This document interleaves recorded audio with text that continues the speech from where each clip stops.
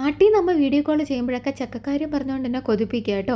ഒരു ടിന്ന് നിറയെ ചക്ക ചിപ്സ് വറുത്ത് വെച്ചേക്കുവാടി, പിന്നെ ഇന്ന് ചക്കവിയലുണ്ടാക്കി മീൻകറിയൊക്കെ കൂട്ടി കഴിച്ചു, നീ നാട്ടിൽ ഇനി വെക്കേഷൻ വരുമ്പോൾ ചക്കയൊക്കെ കാണോ എന്തോ എന്നൊക്കെ എൻ്റെ പെറ്റ തള്ള എന്നെ പറഞ്ഞ് ഈ ഒരു മാനസികമായിട്ട് തളർത്തിയപ്പോൾ കൊതി സഹിക്കാൻ പറ്റാതെ ഞാൻ പോയി ചക്ക മേടിച്ചു കേട്ടോ.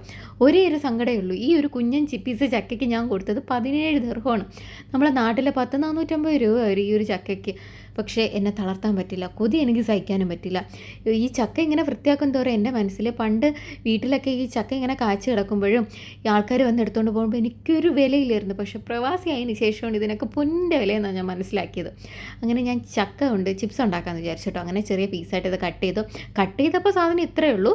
പിന്നെ ഒരു ബൗളിൽ കുറച്ച് ഉപ്പും വെള്ളവും മഞ്ഞൾപ്പൊടിയും ചേർത്തൊന്ന് കലക്കി വയ്ക്കുക. പിന്നെ തിളച്ച എണ്ണയിലോട്ട് ചക്ക ഇടുക, പിന്നെ ഉപ്പ് വെള്ളം തളിക്കുക, എന്നിട്ട് വറുത്ത് കോരിയപ്പോൾ സാധനം ഇത്രയേ ഉള്ളൂ. പക്ഷേ കൊതിക്ക് ഇത്രയൊക്കെ മതിയല്ലേ.